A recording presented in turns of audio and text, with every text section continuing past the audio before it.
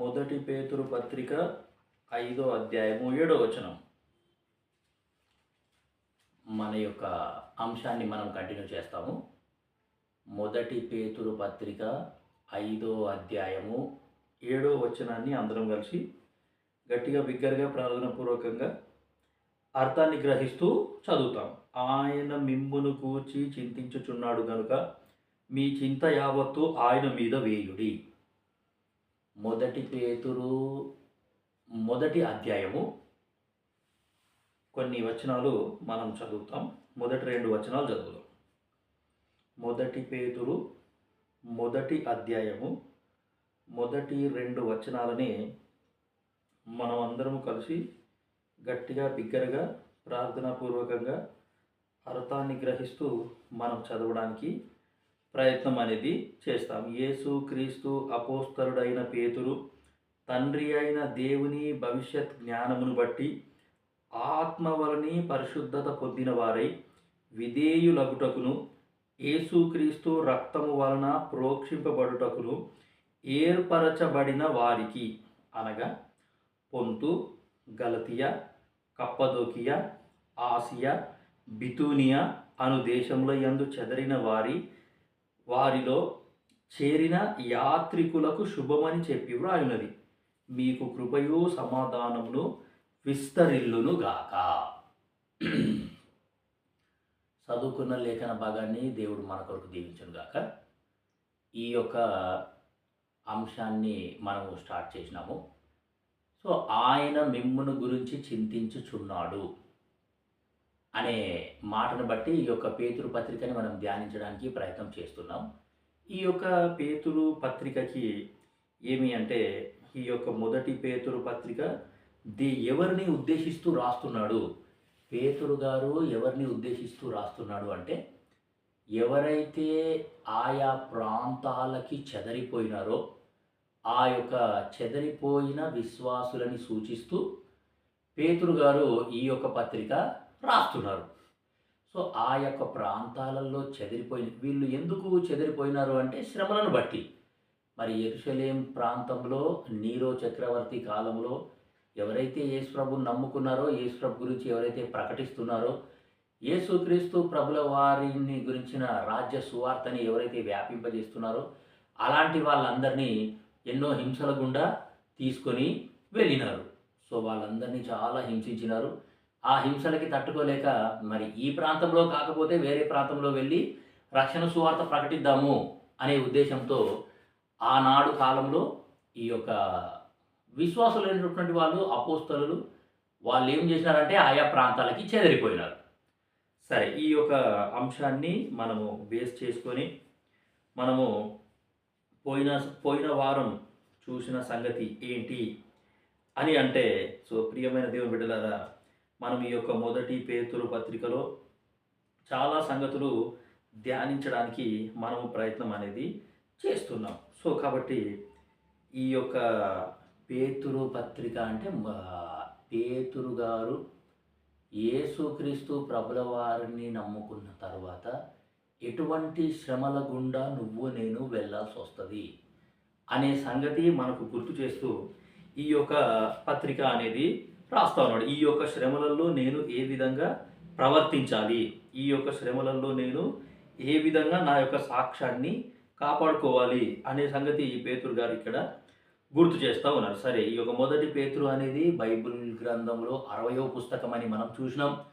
దాని తర్వాత 5 అధ్యాయాలు ఉన్నాయి, 105 వచనాలు ఈ యొక్క మొదటి పేతురు పత్రికలో ఉన్నట్టు మనము చూస్తున్నాం. ఈ యొక్క మొదటి పేతురు పత్రికని 3 భాగాలుగా మనం విభజించినాము. First chapter salvation of believers, second chapter submission of believers, third, fourth, fifth ఈ 3 అధ్యాయాలు ఏంటి అంటే సఫరింగ్స్ ఆఫ్ బిలీవర్స్ అనే సంగతి మనము ఇక్కడ చూసినాం. సో ఈ 3-4 అధ్యాయాలలో మళ్ళీ మనం ఏం చూస్తామంటే conduct in sufferings, Christ's example of sufferings, commands in sufferings and ministry in sufferings. So కాబట్టి ప్రియమైన దేవుని బిడ్డలారా, శ్రమలలో నేను ఏ విధంగా ప్రవర్తించాలి, దాని తర్వాత యేసుక్రీస్తు ప్రభుల వారు ఎటువంటి శ్రమల గుండా వెళ్ళినాడు, దాని తర్వాత శ్రమలలో దేవుడు మనకిచ్చిన ఆజ్ఞలు, హెచ్చరికలు ఏంటి, దాని తర్వాత శ్రమలలో నా పరిచర్య అనేది ఏంటి, ఎటువంటి పరిచర్య నేను చెయ్యాలి అనే సంగతి మనము ఈ యొక్క పత్రికలో చూస్తాం. సరే, సో మొదటి అధ్యాయం మొత్తం సాల్వేషన్ ఆఫ్ బిలీవర్స్ అంటే ఈ సాల్వేషన్లో మళ్ళీ రెండు రకాల కార్యక్రమాలు నీకు నాకు ఉంటాయి. ఒకటి రక్షణ, దాని తర్వాత first salvation and then sanctification. ఈ రెండు కార్యాలు రక్షణలో భాగం. సో కాబట్టి రక్షణ పొందుకున్న నేను ఏ విధంగా జీవించాలి అని అంటే శాంక్టిఫికేషన్ అంటే పవిత్రపరచబడుస్తూ ఉండాలా. ప్రతిరోజు ప్రతి క్షణము నా యొక్క హృదయాన్ని నేను పవిత్రంగా చూసుకోవాలా. సో కాబట్టి పవిత్రపరచబడుతూనే ఉండాలి అనే సంగతి మనకు ఇక్కడ అర్థమవుతా వస్తుంది. సో కాబట్టి what is our position in Christ అనే సంగతి మనము పోయిన వారము చూసినాం. సో యేసుక్రీస్తు ప్రభుల వారి దృష్టిలో మనమంతా ఎవరు, మనం ఎటువంటి వాళ్ళము అనే సంగతి మనము పోయిన వారం చూసినాం. సో కాబట్టి యేసుక్రీస్తు ప్రభుల వారి దృష్టిలో మనమందరము కూడా కడగబడిన వారము, మనమందరము కూడా ఏర్పరచబడిన వారము, మనందరినీ ఆయన కన్నాడు, మనందరికీ మన పట్ల అపారమైన ఆయన యొక్క ఏమి అంటే కనికరము, విశేష కనికరము మన పైన ఆయన చూపించినాడు. సో దేవుని దృష్టిలో మనమందరము కూడా we have a living hope. So ఇట్లా పోయిన వారం మనం కొన్ని సంగతులు చూడడానికి ప్రయత్నం అనేది చేసినాం. సరే, ఈ వారం ఏం చేస్తాము అని అంటే మొదటి 2 వచనాలు మనం చదివినాము. ఈ మొదటి 2 వచనాలలో దగ్గర దగ్గర 5 ప్రాంతాలు ఉన్నాయి. ఆసియా అనే ప్రాంతంలో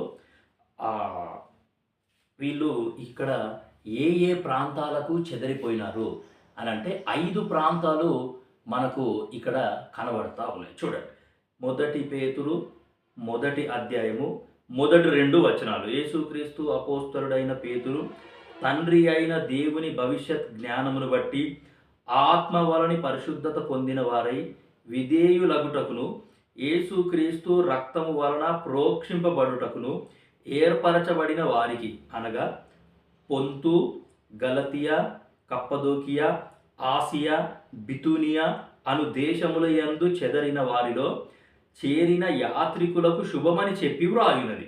మీకు కృపయు సమాధానమును విస్తరిల్లును గాక. సో 5 దేశాలకి ఈ యొక్క విశ్వాసులైనటువంటి వారు చెదరిపోయినారు.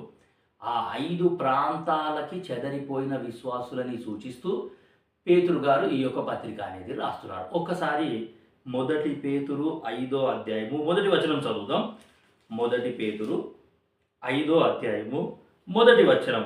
తోటి పెద్దను, క్రీస్తు శ్రమలను గూర్చిన సాక్షిని, బయలుపరచబడబోవు మహిమలో పాలివాడను నైన నేను మీలో పెద్దలను హెచ్చరించుచున్నాను.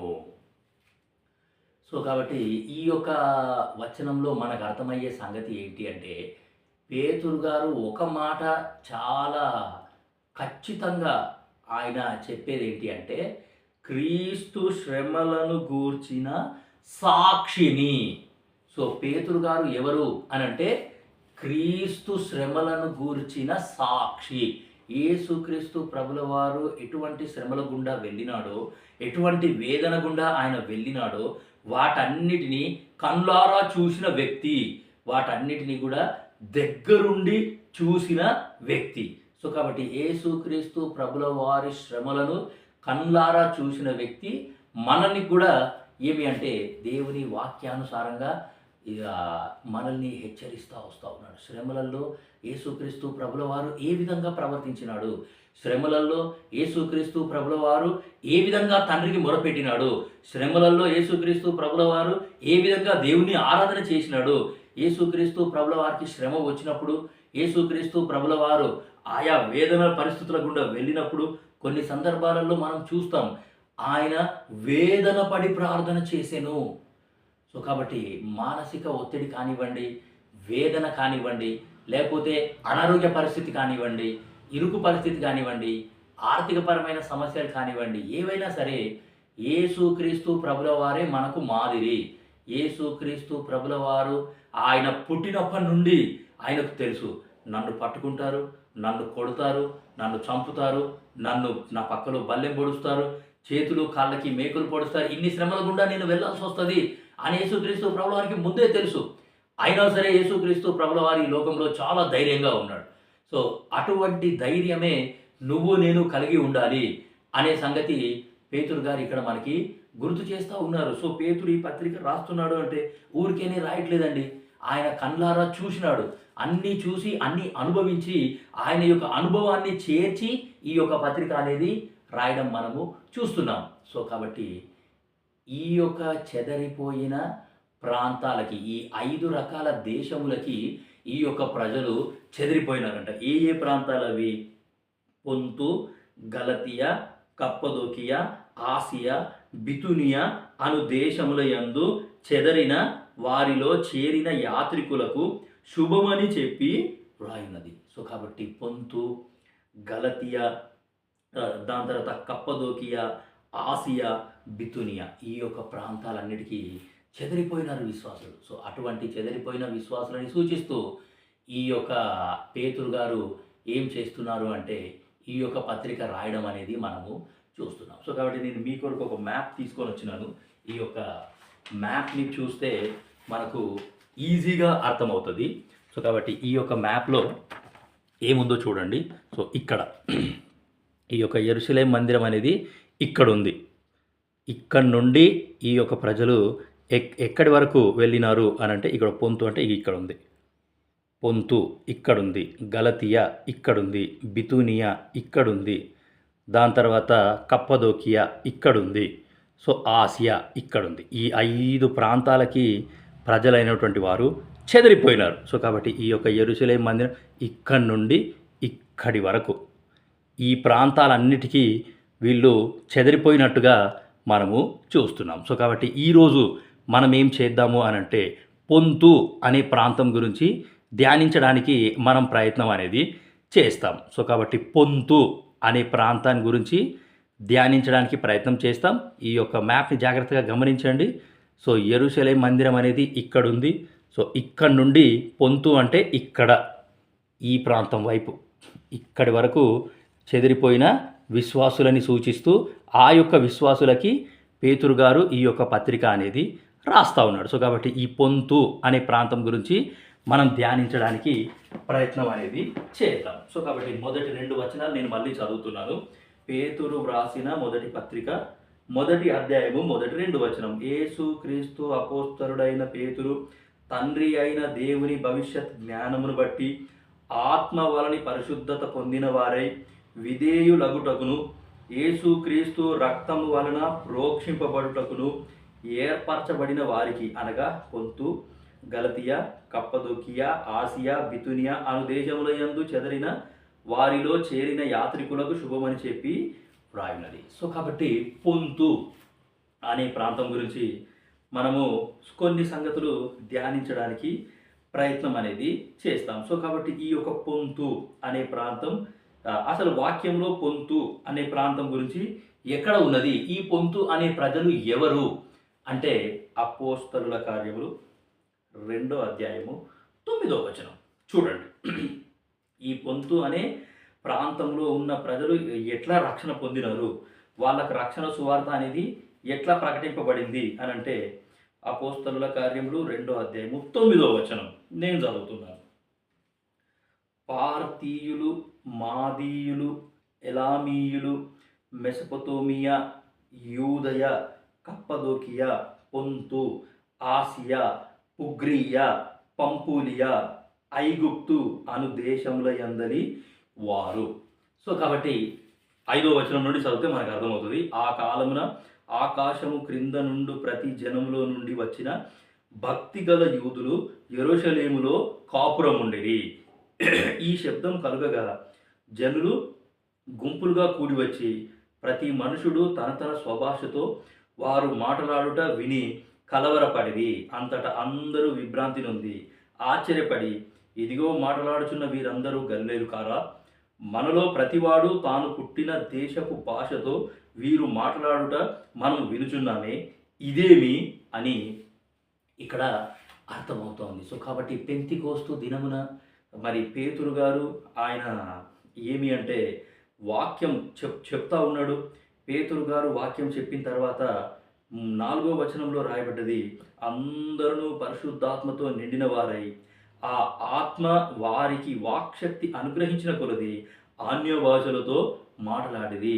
సో మొదటి వచనం అపోస్తలుల కార్యములు 2వ అధ్యాయము మొదటి వచనం నుండి 9వ వచనం వరకు మనం చదివితే, పెంతెకోస్తు పండుగ దినము వచ్చినప్పుడు అందరూ ఒకచోట కూడి ఉండిరి.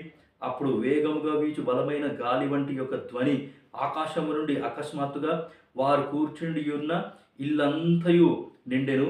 మరియు అగ్ని జ్వాలల వంటి నాలుకలు విభాగింపబడినట్టుగా వారికి కనబడి వారిలో ఒక్కొక్కరి మీద వ్రాలగా. సో కాబట్టి పరిశుద్ధాత్మ దేవుడు వచ్చినాడు. సో అంటే పేతురు గారు నిలబడి వాక్యము బోధిస్తూ ఉంటే ఈ యొక్క పొంతు అనే ప్రాంతం వాళ్ళు కూడా ఏమి అంటే వాళ్ళు యెరూషలేములోనే ఉన్నారు. పేతురు గారు వాక్యం చెప్తుంటే యెరూషలేములో వాళ్ళు ఉన్నారు. యెరూషలేములో వాక్యం విన్నారు. వాళ్ళు హృదయంలో గుర్చబడ్డారు. సో వాళ్ళపైన దేవుని పరిశుద్ధాత్మ దేవుడు అనేవాడు వాళ్ళపైకి వచ్చినాడు.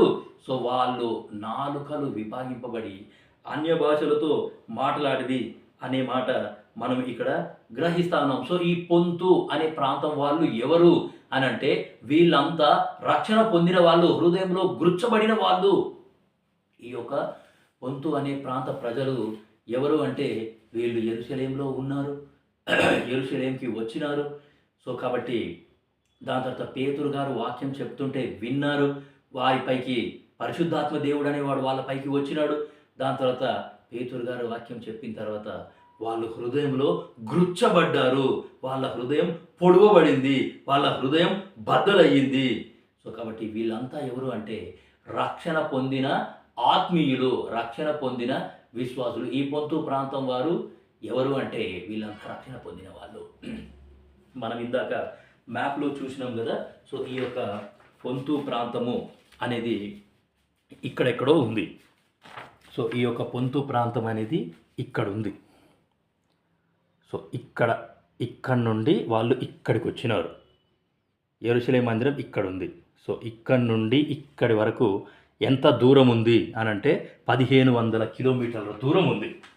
ప్రియమైన దేవుని బిడ్డలారా, మనము దేవుని వాక్యాన్ని గమనిస్తూ ఉంటే 1500 కిలోమీటర్ల దూరం నుండి వాళ్ళ సొంత ప్రాంతం నుండి వీళ్ళు యెరూషలేము మందిరానికి రావడం అనేది మనం చూస్తున్నాం. సో కాబట్టి 1500 కిలోమీటర్ల దూరం నుండి ఏమంటే యేసుక్రీస్తు ప్రభుల వారిని మరి వాళ్ళు చూసినారో లేదో మనకైతే తెలియదు. కానీ సో వాళ్ళు వచ్చినారు, పేతురు యొక్క వాక్యం విన్నారు.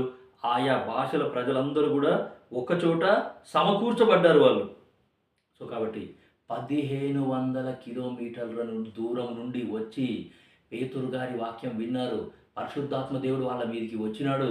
పరిశుద్ధాత్మ దేవుడు వాళ్ళ లోపల పనిచేసినాడు.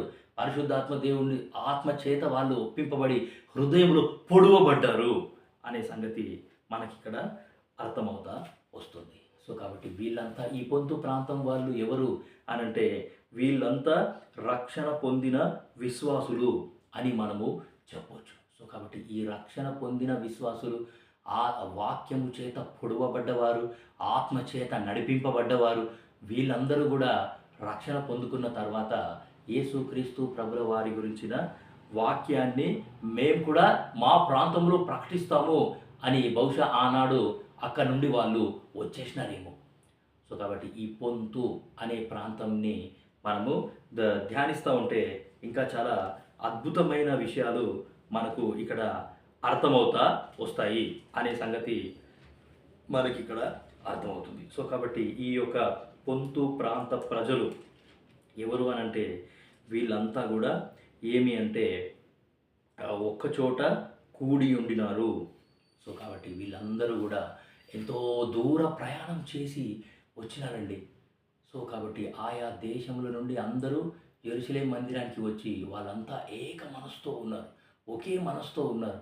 పేతురు గారు ఎట్లా వాక్యం చెప్తుంటే వాళ్ళంతా విని రక్షణ పొందినారు. సో కాబట్టి ప్రియమైన దేవుని బిడ్డలారా, నీ నీ నా ప్రయాసం ఏ విధంగా ఉంది? 1500 కిలోమీటర్ల దూరం అంటే హైదరాబాద్ నుండి ఢిల్లీ అంత దూరం. అంత దూరం వాళ్ళు ప్రయాణం చేసి యెరూషలేము మందిరానికి వచ్చినారు ప్రియమైన దేవుని బిడ్డలారా. సో కాబట్టి ఆ యెరూషలేము మందిరానికి వచ్చినారు, యేసు ప్రభువుని చూసినారు. యేసుక్రీస్తు మరి పరిశుద్ధాత్మ దేవుడు వాళ్ళ పైకి రావడం, యేసు ప్రభు ఆరోహణ అయిపోయిన తర్వాత పరిశుద్ధాత్మ దేవుడు వాళ్ళ పైకి రావడము. సో కాబట్టి పరిశుద్ధాత్మ దేవుడు వాళ్ళ ద్వారా కార్యం చేయడం, వాళ్ళను ఒప్పింపజేయడం అనే సంగతులు మనము ఇక్కడ చాలా స్పష్టంగా చూడడం అనేది జరుగుతూ ఉన్నది. సో కాబట్టి నీ ప్రయాసము నా ప్రయాసము దేని కొరకు అనేది మనకి ఇక్కడ అర్థమవుతా వస్తూ ఉన్నది. సో కాబట్టి ఎంతో ప్రయాసపడ్డారు వీళ్ళు, చాలా దూరం ప్రయాణం చేసి వచ్చినారు. సో మనకు ఇంటికి చాలా దగ్గరలోనే మందిరం ఉంటుంది. అయినా సరే మనం మందిరానికి వెళ్ళడానికి ఇష్టపడం. మందిరానికి వెళ్ళాలంటే ఎంతో నిర్లక్ష్యము, ఎంతో సోమరితనము, ఎంతో మొండితనం. కానీ వీళ్ళు 1500 కిలోమీటర్ల దూరం నుండి ఏమి అంటే ఈ యొక్క ప్రాంతానికి, యెరూషలేము ప్రాంతానికి వాళ్ళు వచ్చినట్టు మనం ఇక్కడ చూస్తూ ఉన్నాం. సో కాబట్టి తెలుసుకోవాల్సిన సంగతి ఏంటంటే, మరి యెరూషలేము మందిరంలో ఈ విధంగా శ్రమపరుస్తున్నారు అనే సంగతి వాళ్ళు తెలుసుకొని బహుశా వాళ్ళ యొక్క సొంత ప్రాంతాలకి వాళ్ళు చెదిరిపోయినారేమో, వాళ్ళ ప్రాంతాలకి వాళ్ళు వెళ్ళిపోయినారేమో. సో ఈ పొంతు ప్రాంత ప్రజల గురించి మనం తెలుసుకోవాల్సిన సంగతి ఏంటి అంటే, వాళ్ళు ఏ వాక్యం అయితే విన్నారో ఆ వాక్యాన్ని వెంటనే మర్చిపోకుండా ఆ వాక్యాన్ని హృదయంలోనే భద్రం చేసుకున్నారు. దాని తర్వాత పరిశుద్ధాత్మ చేత నడిపింపబడ్డారు.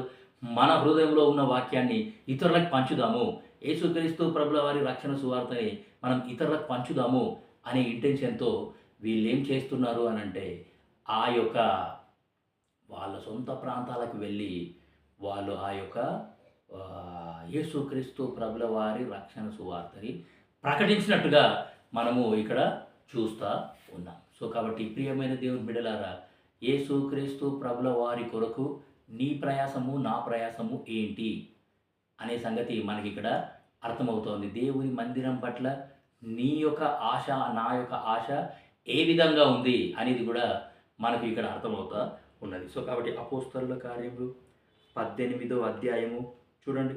అపోస్తలుల కార్యములు 18వ అధ్యాయము మొదటి 2 వచనాలు. అపోస్తలుల కార్యములు 18వ అధ్యాయము మొదటి 2 వచనాలు. అటు తరువాత పౌలు ఎథెన్సు నుండి బయలుదేరి కొరింథునకు వచ్చి పొంతు వంశీయుడైన అకుల్ల అను ఒక యూదుని, అతని భార్య అయిన ప్రిస్కిల్లాను కనుగొని వారి యొద్దకు వెళ్ళెను. యూదులందరూ రోమా విడిచి వెళ్ళిపోవలనని క్లౌదియా చక్రవర్తి ఆజ్ఞాపించినందున వారు ఇటలీ నుండి కొత్తగా వచ్చిన వారు. సో కాబట్టి ఈ పొంతు అనే ప్రాంతానికి సంబంధించిన వ్యక్తి, ఇంకొక వ్యక్తి ఎవరు అనంటే అకుల్లా. అకుల్లా అనే వ్యక్తి కూడా పొంతు అనే ప్రాంతానికి చెందిన వ్యక్తి అనే సంగతి మనకు ఇక్కడ అర్థమవుతూ ఉన్నది. సో కాబట్టి ఈ అకుల్లా కూడా ఏం చేసినాడు అంటే, యూదులందరూ రోమా విడిచి వెళ్ళిపోవలెనని. సో కాబట్టి ఎక్కడో పొంతులో ఉండాల్సిన వ్యక్తి యెరూషలేము మందిరానికి వచ్చినాడు, యెరూషలేముకి వచ్చినాడు. ఆ యొక్క యెరూషలేములో ఏమి అంటే యూదులందరూ రోమా విడిచి వెళ్ళిపోవాలని ఈ యొక్క క్లౌదియా చక్రవర్తి వలన ఏమి అంటే ఒక ఆజ్ఞ అనేది జారీ అయింది. కాబట్టి ఈ పొంతు వంశీయుడు, సో కాబట్టి ఈ యొక్క వ్యక్తి కూడా ఏమి అంటే పొంతు ప్రాంతానికి చెందిన వ్యక్తి అని మనకి ఇక్కడ అర్థమవుతూ ఉంది. సో కాబట్టి ఈ పొంతు ప్రాంతానికి చెందిన అంటే వీళ్ళంతా వాక్యం విన్న తరువాత ఆత్మచేత నడిపింపబడ్డ వ్యక్తులు అనే సంగతి మనకి ఇక్కడ అర్థమవుతా ఉన్నది. సో కాబట్టి నువ్వు నేను కూడా ఆత్మచేత నడిపింపబడ్డ వ్యక్తులమా కాదా అనే సంగతి కూడా మనము పరీక్షించుకొన బద్దులమై ఉన్నాము. సో కాబట్టి ఆత్మచేత నడిపింపబడ్డ వ్యక్తులు ఈ పొంతు ప్రాంతం వారు ఎవరు అనంటే, ఒకటి రక్షణ పొందిన వాళ్ళు, రెండోది ఆత్మచేత నింపబడ్డ వాళ్ళు, మూడోది ఆత్మచేత నడిపింపబడ్డ వాళ్ళు, నాలుగోది ఇక్కడ చూస్తున్నాము ఈ యొక్క అకుల్లా అనే వ్యక్తి పొంతు వంశీయుడు. ఈ యొక్క అకుల్లా కూడా ఏమి అంటే ప్రభుత్వానికి లోబడ్డ వ్యక్తి, ప్రభుత్వ ఆజ్ఞలు జారీ చేసినారు, యూదులంతా మా దేశం నుండి వెళ్ళిపోండి అని అంటే యూదులంతా కూడా వెళ్ళిపోయినారు. ఆయా ప్రాంతాలకి వాళ్ళు చెదిరిపోయినారు. సో కాబట్టి లోబడే తత్వం ఉన్న వాళ్ళు, పొంతు ప్రాంతానికి చెందిన వాళ్ళు ఎటువంటి వాళ్ళు అంటే వాళ్ళు లోబడే తత్వం ఉన్న వాళ్ళు అనే సంగతి మనకి ఇక్కడ అర్థమవుతా వస్తుంది. సో కాబట్టి ఈ పొంతు ప్రాంత ప్రజలు వాళ్ళు ఏం చేసినారంటే మరి ఇక్కడ నుండి యెరూషలేము మందిరంలో హింసలన్నింటినీ చూసి ఆ యొక్క పొంతు ప్రాంతానికి చెదిరిపోయిన వాళ్ళు వీళ్ళంతా కూడా ఆ పొంతు అనే ప్రాంతానికి వెళ్ళి అక్కడ సువార్త ప్రకటించి అక్కడ దేవుని యొక్క సంఘాన్ని స్థాపించిన వ్యక్తులుగా ఉన్నారు అనే సంగతి మనకి ఇక్కడ చాలా స్పష్టంగా అర్థమవుతా వస్తుంది. సో కాబట్టి ప్రియమైన దేవుని బిడ్డలారా, what am I doing now? ఇప్పుడు యేసుక్రీస్తు ప్రభుల వారి బిడ్డగా నేనేం చేస్తున్నాను? ఒక ప్రాంతానికి దేవుడు నన్ను తీసుకొని వెళ్ళినాడు, అది ఉద్యోగరీత్యా కావచ్చు, లేకపోతే వేరే ఏ విధంగా అయినా సరే దేవుడు నన్ను తీసుకొని వెళ్ళినాడు అంటే ఆ ప్రాంతంలో నేను ఏ విధంగా ఉన్నాను? ఈ పొంతు ప్రాంత ప్రజల్లాగా మరి నేను సువార్త ప్రకటిస్తున్నానా, లేకపోతే నా సాక్ష్యాన్ని కాపాడుకుంటున్నానా, ఆత్మచేత నడిపింపబడుతున్నానా, దేవుని కొరకు నేను మంచి సాక్షిగా నిలబడుతున్నానా, దేవుని కొరకు శ్రమలు అనుభవించే విధంగా నేను ఉన్నానా లేదా? మరి ఒక ఆకుల్లా ప్రిస్కిల్లా అయితే వాళ్ళు దేవుని పని కొరకు, దేవుని పరిచర్య కొరకు వాళ్ళ ప్రాణాలు కూడా లెక్క చేయలేదంట. అంతటి సమర్పణ గలవాళ్ళు ఈ యొక్క పొంతు ప్రాంత ప్రజలు అనే సంగతి మనకి ఇక్కడ అర్థమవుతుంది. సో కాబట్టి ఈ యొక్క పొంతు ప్రాంతం గురించి నువ్వు నేను తెలుసుకోవాల్సిన సంగతి ఏంటంటే, ఒకటి, even though they are far away from Jerusalem yet they are very close to God. ప్రియమైన దేవుని బిడ్డలారా, యెరూషలేంకి 1500 కిలోమీటర్ల దూరంలో ఈ యొక్క పొంతు అనే ప్రాంతం ఉంది. ఆ ప్రాంతానికి చెదరిపోయినా సరే ఈ యొక్క విశ్వాసులు అనేటువంటి వాళ్ళు ఏం చేసినారు అనంటే, ఈవెన్ దో వాళ్ళు దేవునికి దూరంగా ఉన్నా, దేవుని మందిరానికి దూరంగా ఉన్నా, వాళ్ళు దేవునికి మాత్రం చాలా దగ్గరగా ఉన్నారు. సో కాబట్టి ప్రియమైన దేవుని బిడ్డలారా, నువ్వు నేను కూడా నేర్చుకోవాల్సింది, నువ్వు నేను కూడా తెలుసుకోవాల్సింది ఇదే. మనం దేవునికి దూరం అవ్వద్దు, దేవుని మందిరానికి దూరం అవ్వకూడదు. ఏమి అంటే మనము దేవునికి దగ్గరగానే ఉండాలి. ఎక్కడికి వెళ్ళినా జీవవాక్యాన్ని చేత పట్టుకొని మనము మంచి సాక్షులుగా ఉండాలి అనేది దేవుని యొక్క కోరిక. సో కాబట్టి even though they are far away from Jerusalem yet they are very close to the Lord Jesus Christ. So యేసుక్రీస్తు ప్రభుల వారికి చాలా సన్నిహితంగా వాళ్ళు ఉన్నారు. నువ్వు నేను తెలుసుకోవాల్సిన సంగతి ఏంటి అంటే, నేను దేవునికి దూరంగా ఉన్నా సరే, మందిరానికి దూరంగా ఉన్నా, సొంత వాళ్ళకు దూరంగా ఉన్నా, నా చుట్టుపక్కల ఎవరు లేకపోయినా దేవునికి మాత్రం మనం దూరం అవ్వద్దు. ఈ పరిస్థితులు మనల్ని దేవుని నుండి దూరం చేయకూడదు అనే సంగతి మనకు ఇక్కడ చాలా స్పష్టంగా అర్థమవుతా వస్తుంది. సో కాబట్టి ప్రియమైన దేవుని బిడ్డలారా, సో నువ్వు నేను, దేవుడు మనకు చాలా సమీపంగా ఉన్నాడు. ఆయన మనల్ని విడిచిపెట్టేవాడు కాదు, మనల్ని వదిలిపెట్టేవాడు కాదు. నిన్ను విడువను, నిన్ను ఎడబాయను అని ఉంది వాక్యంలో. సో నిబ్బరం కలిగి ధైర్యంగా ఉండు, నిన్ను విడువను, నిన్ను ఎడబాయను అని యెహోషువకి దేవుడు వాగ్దానం చేసినాడు. సో కాబట్టి ప్రియమైన దేవుని బిడ్డలారా, ఒకటి, even though they are far away from Jerusalem yet they are very close to God అనే సంగతి మనకి ఇక్కడ అర్థమవుతుంది. రెండో సంగతి ఏంటి అంటే, they are God's elected people. ఈ పొంతు ప్రాంతానికి చెదరిన వాళ్ళు ఎవరు అనంటే, వీళ్ళంతా కూడా దేవుని చేత ఏర్పరచబడిన వాళ్ళు అనే సంగతి మనకి ఇక్కడ అర్థమవుతూ వస్తుంది. సో దేవుని చేత ఏర్పరచబడ్డ వాళ్ళని దేవుడు ఏ విధంగా చేస్తాడు అంటే, ద లార్డ్ స్ట్రెంథెన్స్ దెమ్ అనే సంగతి మనకి ఇక్కడ అర్థమవుతుంది. ద లార్డ్ శాంక్టిఫైస్ దెమ్ అనే సంగతి మనకు ఇక్కడ అర్థమవుతా ఉన్నది. సో కాబట్టి ప్రియమైన దేవుని బిడ్డలారా, even though they faced persecution, they are yet very strong in God. So వీళ్ళంతా, ఈ పొంతు ప్రాంత ప్రజలు శ్రమల గుండా వెళ్ళినారు, మానసిక ఒత్తిడి గుండా వాళ్ళు వెళ్ళినారు. They faced pressure, they faced persecution అనే సంగతి మనకి ఇక్కడ అర్థమవుతూ వస్తుంది. సో కాబట్టి మానసిక ఒత్తిడి గుండా వాళ్ళు వెళ్ళినారు, దాని తర్వాత ఎన్నో శ్రమల గుండా వాళ్ళు వెళ్ళినారు.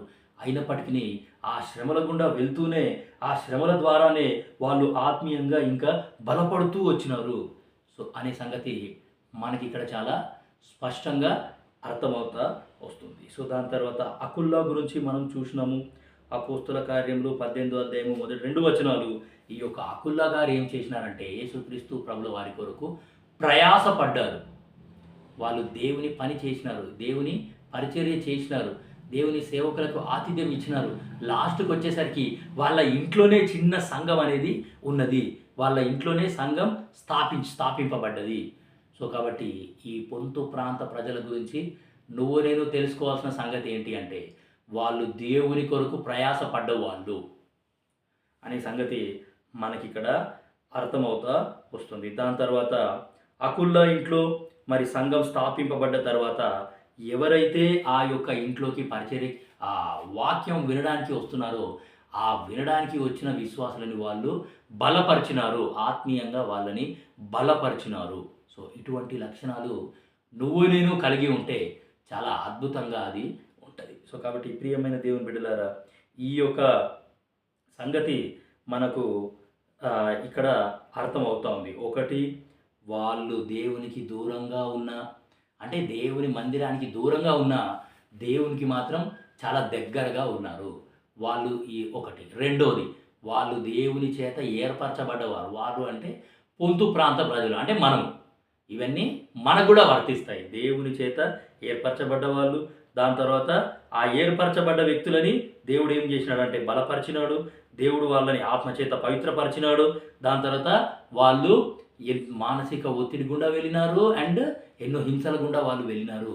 అయినప్పటికీ ఆత్మయందు వాళ్ళు బలం పొందుకున్నారు అనే సంగతి మనం ఇక్కడ చూసినాం. మూడోది చూసినాము, వాళ్ళు దేవుని కొరకు ప్రయాసపడ్డారు. దేవుని పని కొరకు, దేవుని రాజ్యం కొరకు వాళ్ళు ప్రయాసపడ్డ వాళ్ళుగా ఇక్కడ ఉన్నారు. దాని తర్వాత దేవుని యొక్క సంఘాన్ని వాళ్ళు బలపరిచినారు. దాని తర్వాత ఆ యొక్క మందిరానికి వస్తున్న విశ్వాసులని వాళ్ళు ఎంత అద్భుతంగా బలపరిచినారు అంటే ఆ యొక్క మందిరంలో నుండి వాళ్ళు ఏం చేసినారు అంటే లీడర్స్, ఈ యొక్క నాయకులని వాళ్ళు ఏమి అంటే నాయకులు మా మందిరంలో నుండి they raised leaders and God servants అనే సంగతి మనకి ఇక్కడ అర్థమవుతూ వస్తుంది. సో దేవుని సేవకులని, దేవుని నాయకులను వాళ్ళు లేపినారు. సో అట్లా తయారు చేసినారు విశ్వాసులని. సో అంత అద్భుతంగా ఈ యొక్క అకుల్లా ప్రిస్కిల్లా కూడా వాళ్ళు ప్రయాసపడ్డారు అనే సంగతి మనకి ఇక్కడ అర్థమవుతూ వస్తుంది. కాబట్టి ఇంకొక సంగతి చూస్తే ఈ యొక్క పొంతు అనే పేరుకి అర్థం ఏంటి అంటే సీషోర్. సో కాబట్టి ఈ యొక్క పొంతు అనే ప్రాంతం ఎక్కడ ఉంది అంటే ఈ యొక్క ప్రాంతం ఉంది కదా, ఇదంతా ఏమి అంటే ఈ యొక్క నది అది. సో కాబట్టి సీషోర్లో వాళ్ళు ఉన్నారు అనే సంగతి మనకు అర్థమవుతా వస్తుంది. బ్లాక్ సీ అని దాన్ని అంటారు. సో కాబట్టి ప్రియమైన దేవుని బిడ్డలారా, మరి ఈ యొక్క ఏమి అంటే నది తీరం లేకపోతే నది ఒడ్డున వీళ్ళు ఉన్నారు అంటే చూడండి, ఇన్స్టెబిలిటీ, ఆ యొక్క నీళ్ళు అనేవి స్థిరంగా ఉండవు. దాని తర్వాత నీళ్ళు అనేవి ఎప్పుడు కూడా కదిలింపబడుతూనే ఉంటాయి. సో కాబట్టి శ్రమలను చూసి మనకు స్థిరత్వం అనేది లేకపోయినా, శ్రమలను చూసి మరి మనలో మరి ఏమంటే చింతలు ఉన్నా, దాని తర్వాత మనము ఏమి అంటే జెంటైల్స్గా ఉన్న అన్యులుగా ఉన్నా సరే ఏమి అంటే ఈ యొక్క ప్రాంత ప్రజలు వాళ్ళు చాలా ధైర్యంగా, చాలా బలంగా వాళ్ళు ఉన్నారు. ఆత్మీయంగా ఎంతో బలంగా ఉన్నారు. దూరంగా ఉన్నా సరే పరిశుద్ధాత్మ దేవుని చేత నింపబడి, పరిశుద్ధాత్మ దేవుని లోపలనే పెట్టుకొని, ఆత్మ నడిపింపులో ఉండి, ఆత్మచేత వాళ్ళు హెచ్చరింపబడుతూ, ఆత్మచేత వాళ్ళు సంధింపబడుతూ, ఆత్మ యొక్క ఆ ఆధీనంలో వాళ్ళ తమను తాము ఉంచుకొని ఎంతో బలవంతులుగా వాళ్ళు ఉన్నారు. ఈ యొక్క మెంటల్ ప్రెషర్, దాని తర్వాత ఈ యొక్క పర్సిక్యూషన్స్ టు దిస్ ఫ్లెష్, దాని తర్వాత ఇంకా ఎన్నో విధాల ఈ శ్రమలన్నిటినీ వాళ్ళు భరించి ఏం చేసినారు అని అంటే ఆత్మీయంగా ఎంతో బలపడ్డారు అనే సంగతి మనకి ఇక్కడ అర్థమవుతా వస్తుంది. సో కాబట్టి నది అంటే ఇన్‌స్టెబిలిటీ. వాళ్ళకు స్థిరమైన నివాసం లేకపోవచ్చు, స్థిరమైన ఉద్యోగాలు లేకపోవచ్చు, స్థిరమైన వ్యాపారం చేతి పని లేకపోవచ్చు. అయినా సరే వీళ్ళు చాలా బలవంతులుగా ఉన్నారు అనే సంగతి మనకు అర్థమవుతూ వస్తుంది. సో కాబట్టి దాని తర్వాత ఎన్నో శ్రమల గుండా వాళ్ళు వెళ్తున్నారు. అయినప్పటికీ అన్యులుగా ఉన్నప్పటికీ వీళ్ళు ఎంతో ధైర్యశాలులుగా ఉన్నారు అనే సంగతి మనకు ఇక్కడ అర్థమవుతా వస్తుంది. సో కాబట్టి ప్రియమైన దేవుని బిడ్డలారా, ఈ యొక్క పొంతు ప్రాంతం గురించి మనం ఇంకా ధ్యానిస్తే చాలా అద్భుతమైన విషయాలు, మనకు ఎన్నో విషయాలు ఇక్కడ అర్థమవుతా వస్తాయి. సో కాబట్టి ఈ స్టడీని బట్టి నువ్వు నేను తెలుసుకోవాల్సిన సంగతి ఏంటి అంటే, గాడ్ సీస్ స్కాటర్స్. ఎవరైతే చెదిరిపోయినారో వాళ్ళందరినీ కూడా దేవుడు చూస్తూ ఉన్నాడు. నా ఆత్మీయ జీవితంలో ఏ విధంగా ఉన్నాం? మనము చెదిరిపోయిన వాళ్ళుగా ఉన్నామా? సమకూర్చబడ్డ వాళ్ళుగా ఉన్నామా? సంఘములోనే ఉన్నామా? ఏక మనసుతోనే ఉన్నామా? సో కాబట్టి దేవునికి లోబడుతున్నామా లేదా? సో కాబట్టి ప్రియమైన దేవుని బిడ్డలారా, how is my spiritual life? So God sees the scatters. So నీకు నాకు ఉన్న నిరీక్షణ, నీకు నాకు ఉన్న ధైర్యం ఏంటి అంటే, ఎవ్వరు లేకపోయినా ఎవ్వరు చూడకపోయినా దేవుడు నన్ను చూస్తున్నాడు, దేవుడు నాతోనే ఉన్నాడు. సో కాబట్టి ఒంటరిగా ఉన్నప్పుడు, ఎవ్వరూ లేనప్పుడు ఏవేవో చేయాలనిపిస్తుంది యవనస్తులకి. ఇష్టం వచ్చినట్టు నేను జీవించేస్తాను, నన్ను చూసే వాళ్ళు ఎవరు, నన్ను అడిగే వాళ్ళు ఎవరు, ఇక్కడ నాకు ఎవరు లేరు, ఎవరు చూడట్లేదు, మా వాళ్ళు ఎవరు లేరు. సో కాబట్టి నా జీతము, నా డబ్బులు, నా ఇష్టము అని ఇష్టం వచ్చినట్టు జీవిస్తూ ఉంటారు. అలా కాదు ప్రియమైన దేవుని బిడ్డలారా, మనం దేవునికి సాక్షులుగా ఉండాలి. దాని తర్వాత చూజెస్ అన్లైక్లీ. సో కాబట్టి మనము దేవునికి ఇష్టలుగా లేకపోయినా దేవుడు మాత్రం మనల్ని ఏర్పరచుకున్నాడు, ఏర్పాటు చేసుకుంటాడు అనే సంగతి మనకి ఇక్కడ అర్థమవుతా ఉన్నది. So through sufferings the Lord is strengthening us అనే సంగతి మనకు ఇక్కడ అర్థమవుతా వస్తూ ఉన్నది. సో కాబట్టి ఈ యొక్క సందర్భాన్ని, అంటే ఈ యొక్క ప్రాంతాలకి ఈ యొక్క చెదరిపోయిన విశ్వాసులని సూచిస్తూ, ఈ చెదరిపోవుట దాని గురించి మనకేం అర్థమవుతుంది అని అంటే, God sends workers from every nation అనే సంగతి మనకి ఇక్కడ అర్థమవుతా వస్తుంది. సో కాబట్టి ప్రతి ప్రాంతానికి దేవుడు ఏం చేస్తాడు అంటే, ఆయన యొక్క పరిచారకులను పంపిస్తాడు, వాళ్ళు ఆత్మచేత నడిపింపబడుతున్నారు అనే సంగతి మనకి ఇక్కడ అర్థమవుతా వస్తూ ఉన్నది. సో కాబట్టి ఈ పొంతు ప్రాంతం గురించి ఇంకా చాలా విషయాలు ఉన్నాయి. సో కాబట్టి దయచేసి ఈ స్టడీకి మీరు కంటిన్యూగా ఉండండి. చాలా విషయాలు మనం నేర్చుకుంటాం, చాలా విషయాలు మనకు కూడా అర్థమవుతాయి. ఇంకా ఈ పొంతు ప్రాంత ప్రజల యొక్క సమర్పణ, వాళ్ళ యొక్క త్యాగము, వాళ్ళ యొక్క పని, వాళ్ళ యొక్క పరిచర్య చాలా అద్భుతంగా ఉంది. సో కాబట్టి వాక్యం చదివితే, వాక్యాన్ని కొంచెం ధ్యానించడానికి ప్రయత్నిస్తే మనకు చాలా విషయాలు ఇంకా అర్థమవుతా వస్తాయి. సో కాబట్టి ప్రియమైన దేవుని బిడ్డలారా, ఈ పొంతు ప్రాంత ప్రజల్లాగా నువ్వు నేను కూడా ఉంటే ఎంత అద్భుతమో కదా. దేవుడు ఉద్యోగరీత్యా మనను ఆయా ప్రాంతాలకు తీసుకొని వెళ్తున్నాడు. ఆ యొక్క బయటి ప్రాంతానికి ఎక్కడికో తీసుకొని వెళ్తున్నాడు. మరి ఉద్యోగరీత్యా కావచ్చు, చదువుల రీత్యా కావచ్చు, లేకపోతే ఇంకా వేరే ఆయా సందర్భాలలో దేవుడు మనల్ని ఆయా ప్రాంతాలకు తీసుకొని వెళ్ళినప్పుడు నా వైఖరి ఏ విధంగా ఉంది, నా యొక్క జీవితం ఏ విధంగా ఉంది అనే సంగతి మనము పరీక్షించుకుంటే చాలా అద్భుతంగా ఇది ఉంటుంది. సో కాబట్టి ఈ పొంతు ప్రాంత ప్రజల యొక్క సాక్ష్యం ఎంత అద్భుతంగా ఉంది. వాళ్ళు చెదిరిపోయినా వాళ్ళు దేవునికి దూరం అవ్వలేదు, వాళ్ళ రక్షణను కోల్పోలేదు, వాళ్ళ విశ్వాసాన్ని కోల్పోలేదు, పరిశుద్ధాత్మ దేవుని వాళ్ళు దుఃఖపరచలేదు, ఆత్మ నడిపింపుకి వాళ్ళు లోబడ్డారు, పరిశుద్ధాత్మ దేవుని మాట వాళ్ళు విన్నారు, ఆత్మచేత వాళ్ళు నడిపింపబడ్డారు, దేవునికి మంచి సాక్షులుగా ఉన్నారు. సో నువ్వు నేను కూడా అదే విధంగా ఉండాలి అనేది దేవుని యొక్క కోరిక, దేవుని యొక్క ఆశ. సో కాబట్టి స్టడీకి కంటిన్యూగా ఉండండి. ఇంకా చాలా విషయాలు ఉన్నాయి, ఇంకా 4 ప్రాంతాలు ఉన్నాయి. ఆ 4 ప్రాంతాల గురించి కూడా మనం నిదానంగా ధ్యానించడానికి ట్రై చేస్తాం. సో దేవుడు మిమ్మల్ని అందరినీ దీవించును గాక. మోకరించండి, ప్రార్థన చేస్తాం. దేవుడి వాక్యం దీవించును గాక.